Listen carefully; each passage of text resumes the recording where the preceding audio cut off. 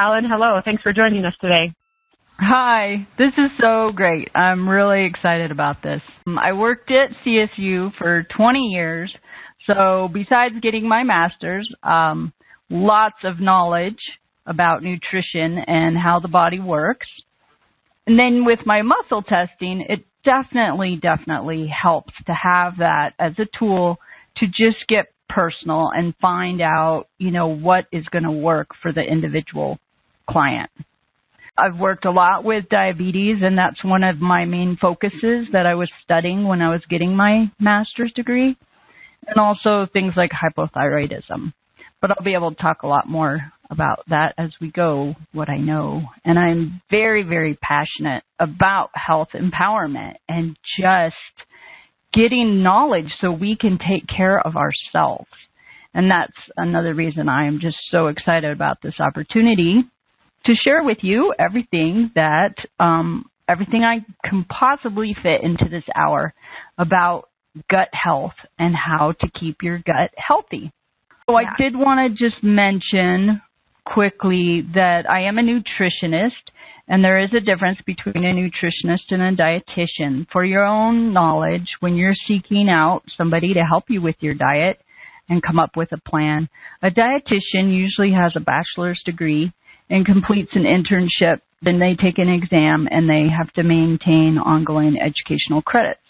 Now, a nutritionist, the lines are not as clear. Every state actually has different guidelines. So a nutritionist can have a few classes, a certification, or an actual PhD. I do have my master's degree. And then holistic nutrition, my website is holisticnutritionfood.com. And I'm all about, that we consciously need to be eating healthy foods that promote vibrant physical and mental health while we support our immune system and prevent disease. So we will go right on to the gut now. Every single time I start out with a client, I'm always thinking about gut health, no matter what the symptoms are, because dysfunction and issues in the gut manifest in just so many ways. It can be simple, like GI distress, irritable bowel syndrome, colitis, the things you've heard, celiac. But it can also be things like skin issues, fibromyalgia, autoimmune issues, depression and anxiety. The gut affects the whole body. Collin, do people come to you with symptoms that could seem unrelated to the gut and end up being a symptom of some dysfunction in the gut? Absolutely. I mean, I do get clients that are just, my stomach hurts all the time, but there's a lot of other things. Insomnia, I have a client this week with insomnia, and we got to start in the gut and look at foods to support the body so it's balanced so you can sleep.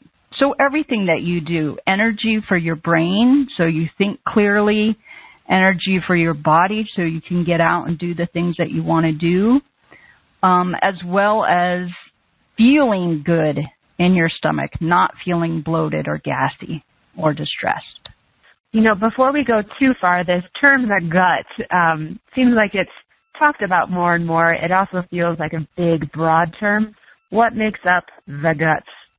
It does get confusing because people talk about the GI tract, which is the whole gastrointestinal tract. So we're talking about from the mouth to the anus. And that includes the mouth, the stomach, the small intestine, large intestine. The organs that don't actually constitute what the gut is, but play such a critical role in digestion, absorption of your nutrients, are the pancreas, liver, and gallbladder. So those always come into play all the time whenever you're talking about the gut. And you have to realize that you think about just one tube that's from the mouth all the way through your body, and you think, oh, that's not so big. But if you were to lay it out, spread it open, you would be covering a whole football field. That's how much surface area there is.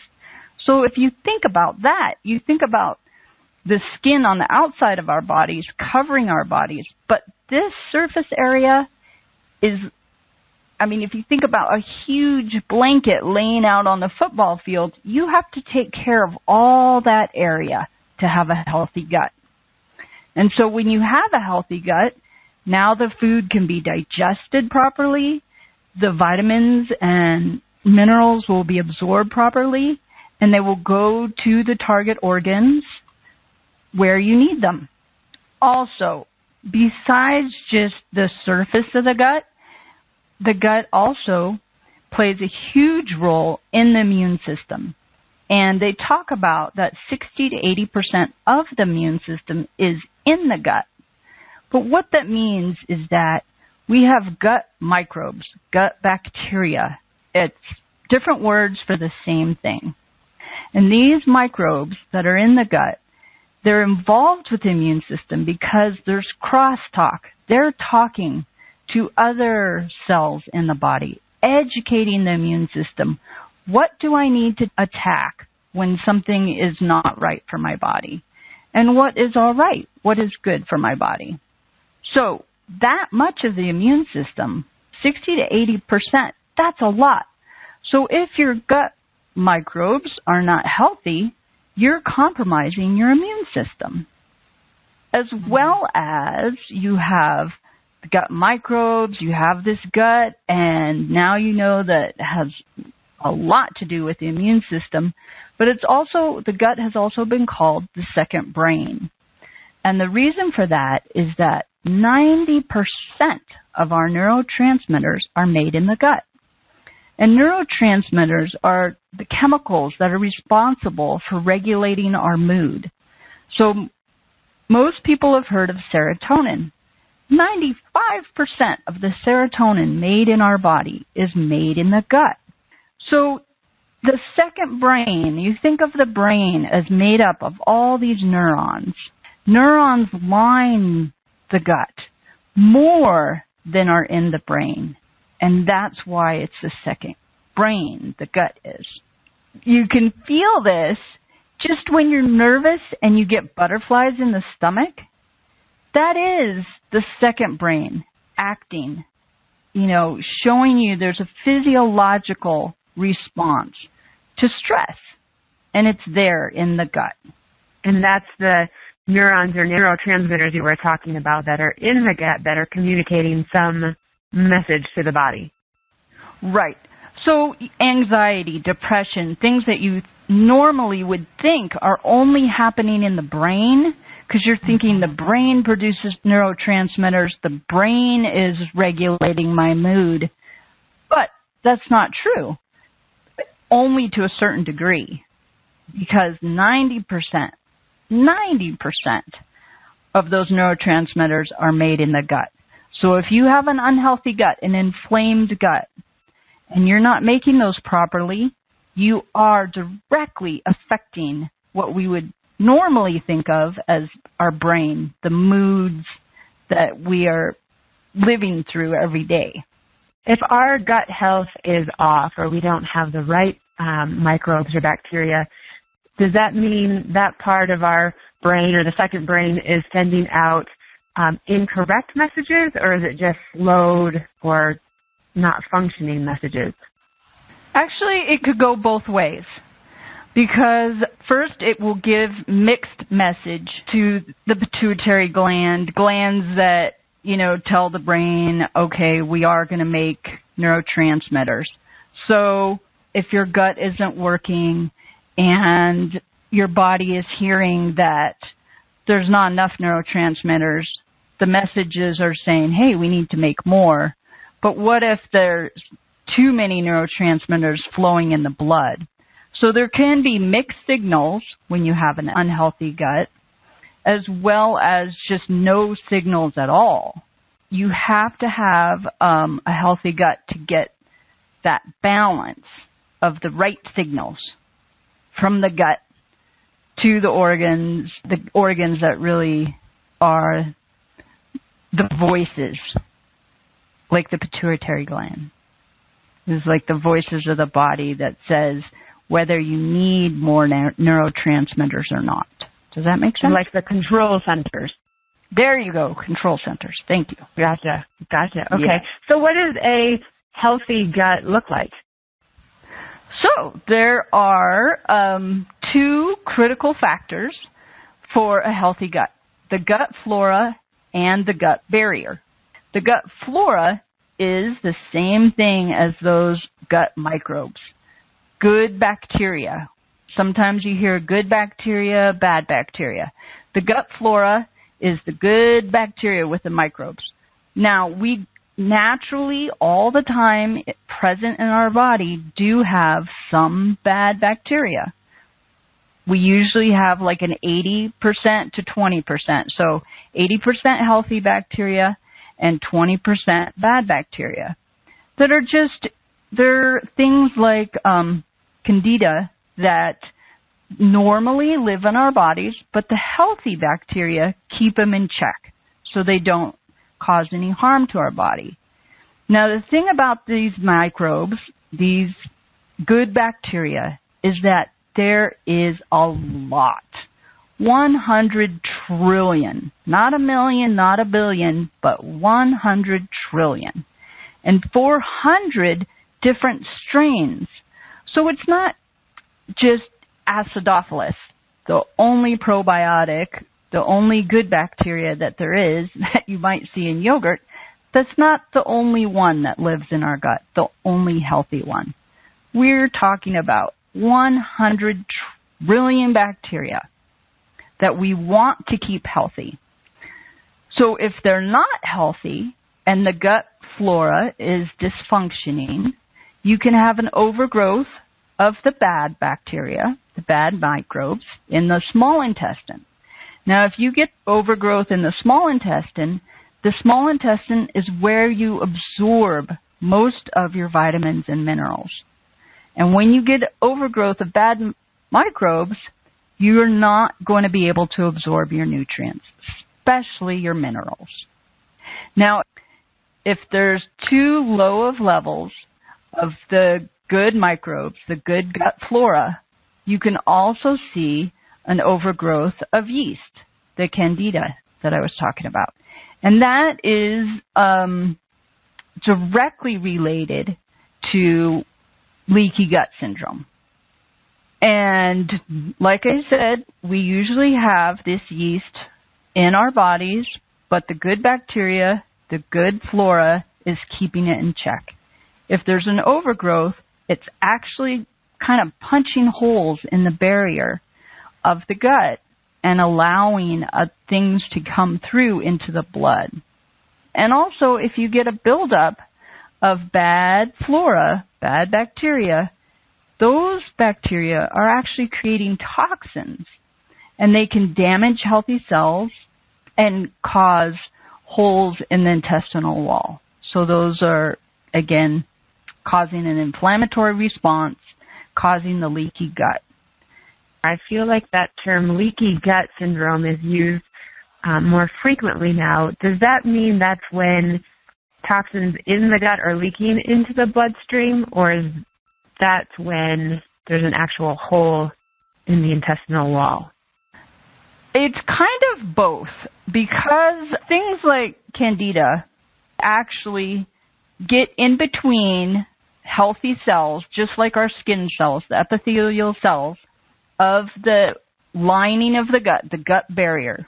Okay, they get in between and basically spread them apart. So now particles that normally would be much, much smaller that would pass through a cell are kind of going around it and directly into the bloodstream. And they're bigger, so they can be undigested particles of food. They can be things like toxins that are being produced by the bad bacteria.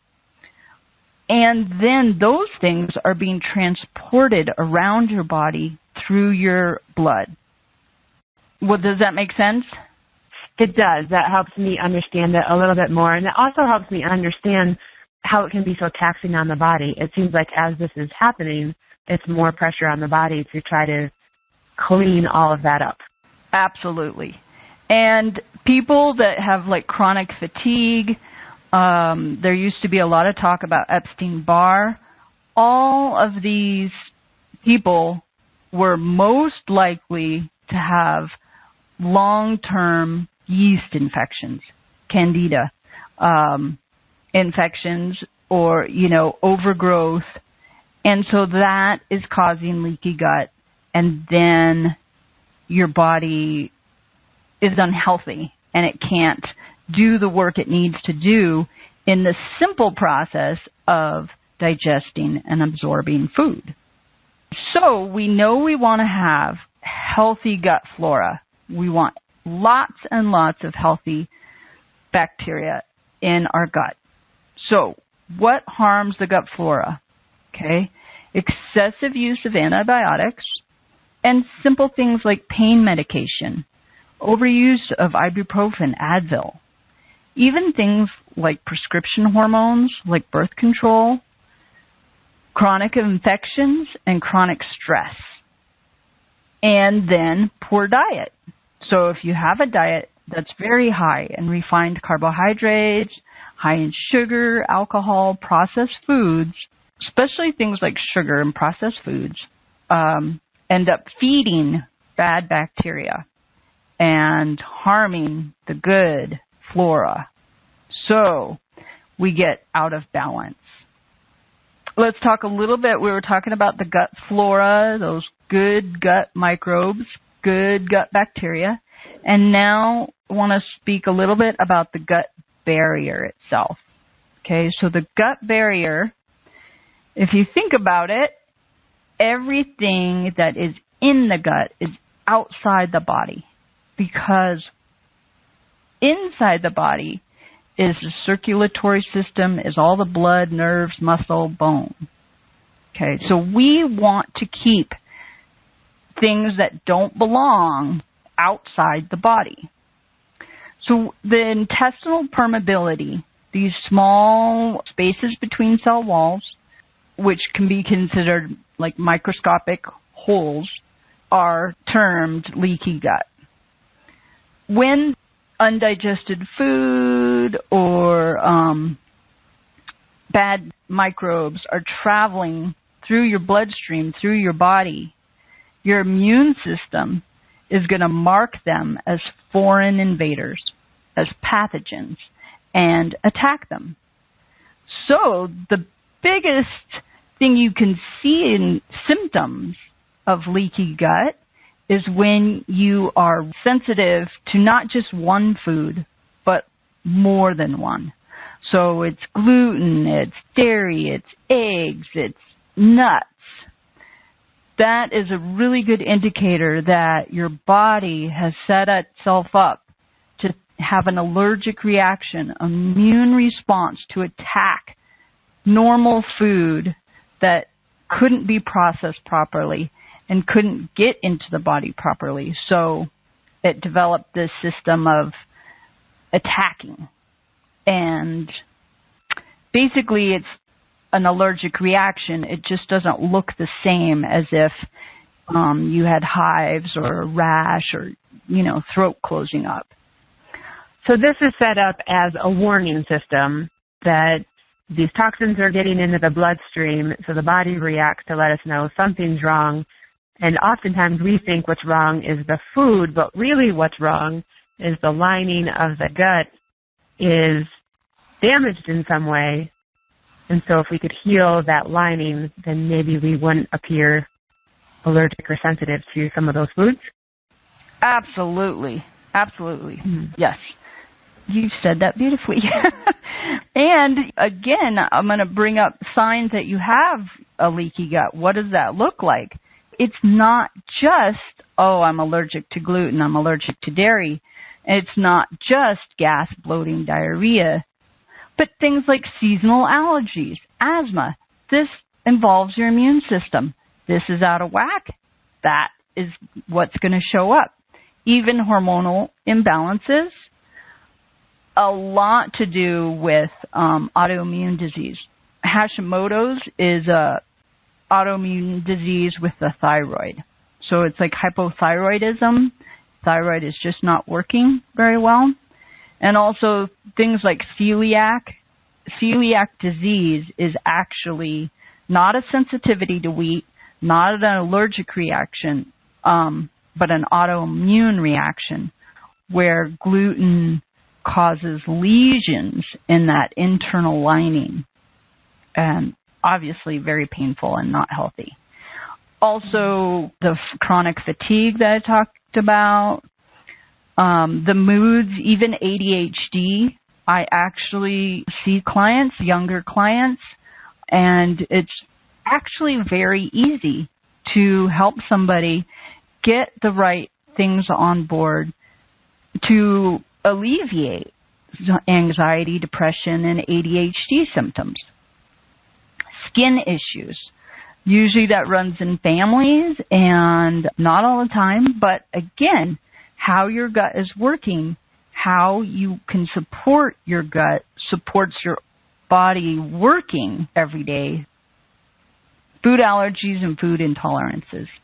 So the more multiple food allergies or food intolerances that you have will be an indicator that you do have leaky gut. So really, we could look at leaky gut anytime we have an aggravating symptom of some sort, and leaky gut could be one of the things going on with us. Absolutely. Yep. And so we go back to, okay, what happened? How did the gut barrier, become compromised? Once again, we're talking about the gut. So poor diet, definitely poor diet. A lot of inflammatory foods, conventional meat, dairy, excessive sugar and alcohol. And gluten is very hard to digest. So if your body is not healthy, gluten can cause leaky gut. Bacterial imbalances in general, so not just the barrier, but all of the microbes that we were talking about, causes problems in the barrier. And we also, in our daily life, this modern lifestyle, living in big towns and cities, we come in contact with over 80,000 chemicals and toxins every year. And those things are like antibiotics, pesticides, aspirin, the BPA from plastics. These things are really hard for our bodies to just pass through and clean out. Stress and even age can compromise the gut barrier. If you're not taking care of yourself as you age, you can build up. You got to remember there's a huge surface area here. Mm-hmm. And so toxins from the bad microbes can build up in the gut over time. So if you have leaky gut, you also probably have bad gut flora. Either way, your gut is impaired and it's inflamed. In rebuilding the gut flora, restoring the integrity of the intestinal barrier is like key, priority. I even read an article where they're talking about medicine in the 21st century. The number one goal is to treat the gut, because now they are really seeing how it has these multiple effects on the body. So now I want to talk a little bit about what are we going to do to restore and maintain a healthy gut. What foods to avoid? Well, the modern diet has gluten, grains, wheat in the diet like morning, noon, and night. And our systems just get overloaded. So avoiding those excessive amount of wheat, also conventional dairy, meat, eggs, those are hard on our body. So go organic. Whenever you can, go organic. And then just avoiding antibiotics, chemicals, toxins, stress. Meditate. Make sure you are getting enough sleep. Antibiotics. There's a lot of herbs out there that are antibiotic and they don't harm the good gut flora. there's a lot to choose from. I'm always telling clients, you have to remember where this all started, where this came from. Something simple like aspirin came from the bark of the white willow, and now it's processed chemically when they figured out the chemical composition.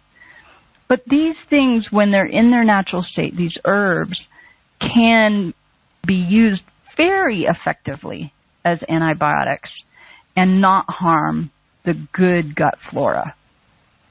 So now we're talking about this gut flora and what can we do to build it back up? Probiotics are wonderful. A probiotic is not a vitamin or mineral. It's not a digestive enzyme either. So when we're saying probiotic, it's actually different strains of good bacteria, good gut flora. So if you have 400 different strains, you want to get a probiotic that has a multitude of strains in it. And you want to get something high. So when it says 8 billion, that's not even that much. 50 billion, that's starting to get up there. Everybody's talking about probiotics in soft drinks, Good Belly, all these ways to get probiotics. I even saw a tea with probiotics in it.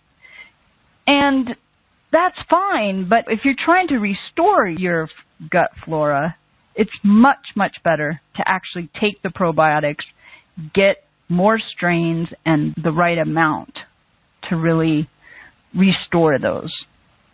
You mentioned the numbers. Is there something we should be looking for when we're out looking for a probiotic as far as 15 trillion or the 50, billion that you were mentioning?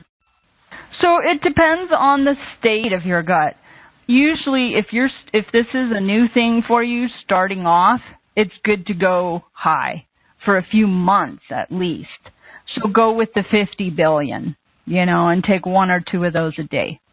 And then after a few months, once your gut flora starts being back in balance, you can go down to those 8, 10 billion.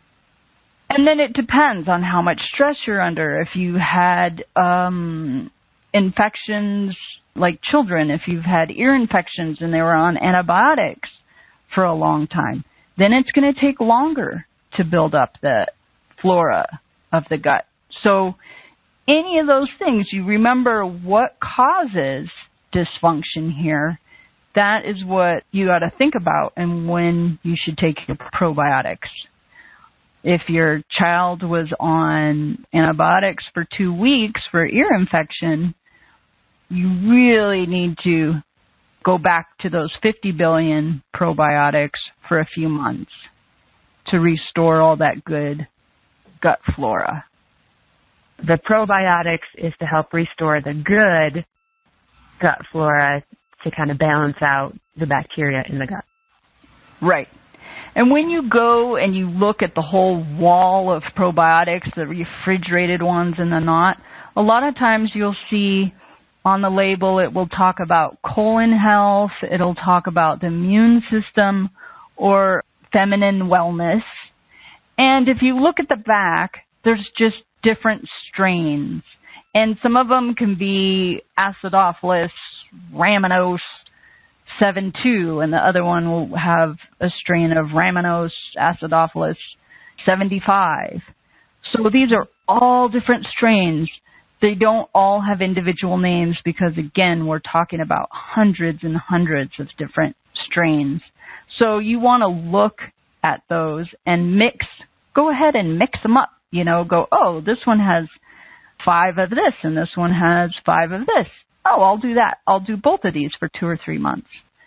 And that will really, really help restore the gut flora.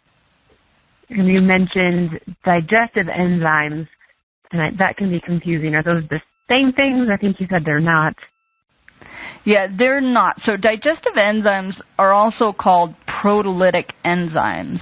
And that's sometimes like on the bottle is the proteolytic enzymes. And so you're going probiotics, proteolytic enzymes, they get confused.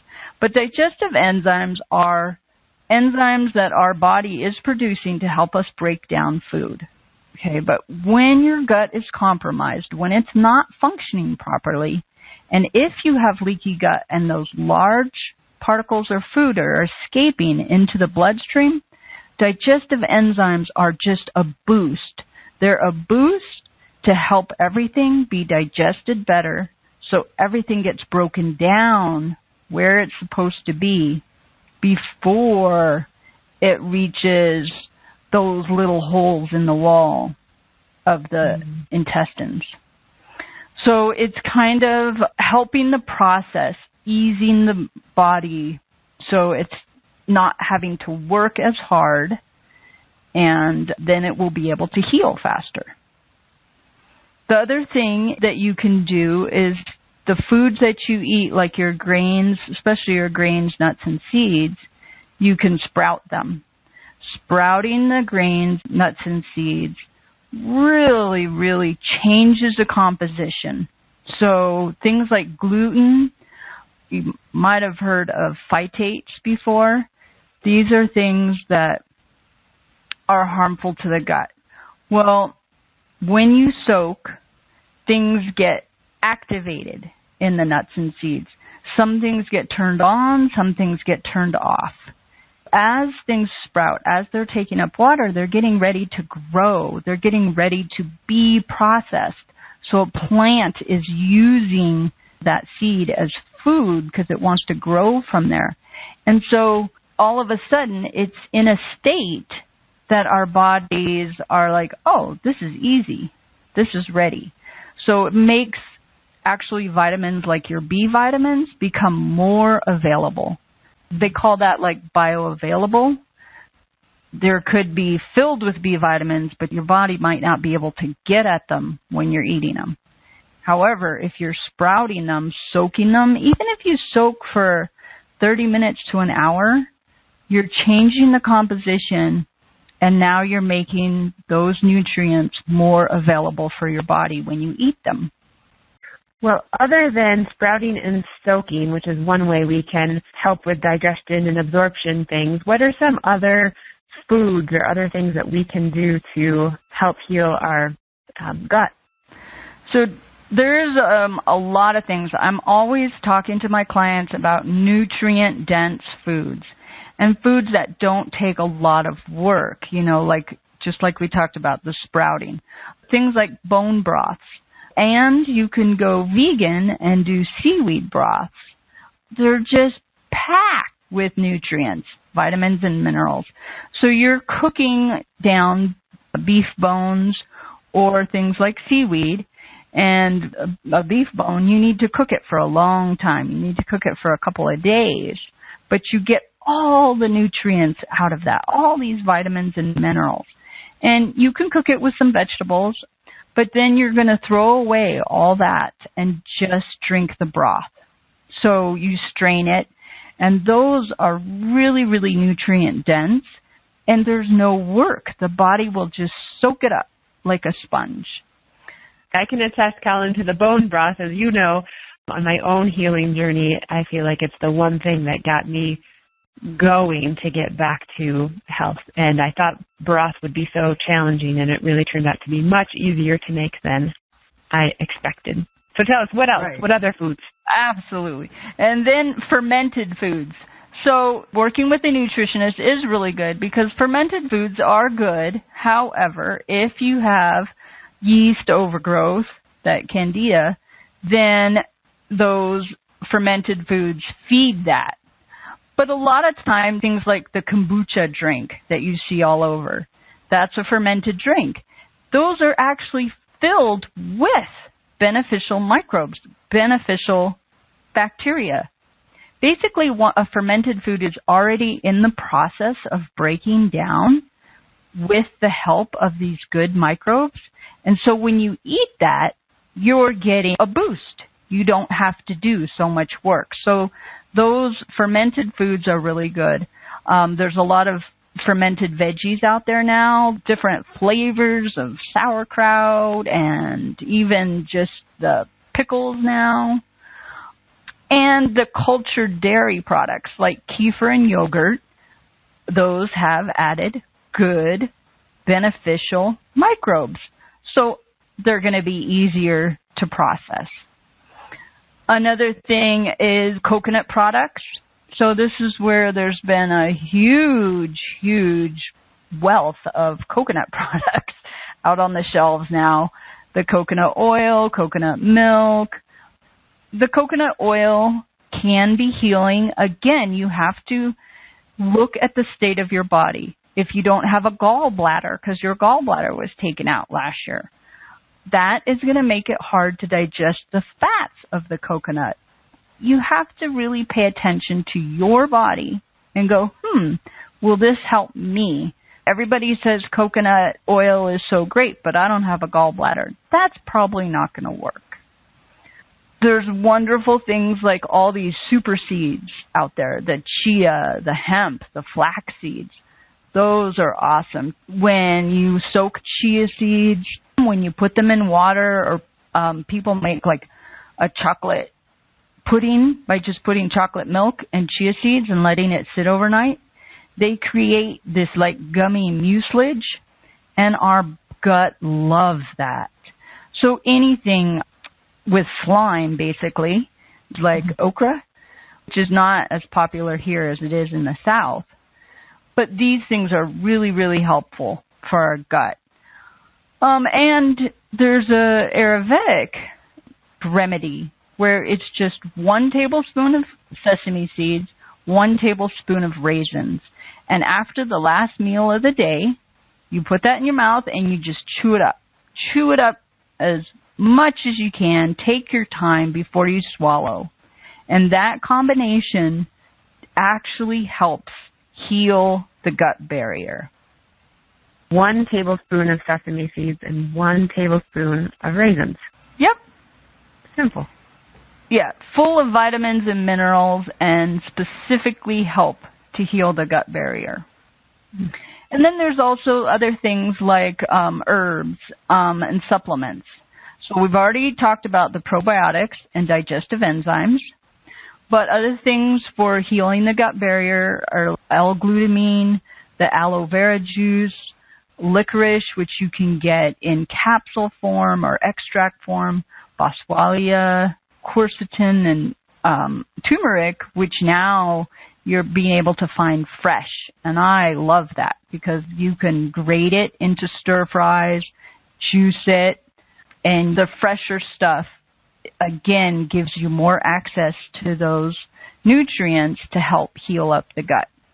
And caprylic acid is something that's specifically for overgrowth of candida because it attacks the cell walls of the candida to basically ruin them, get rid of them.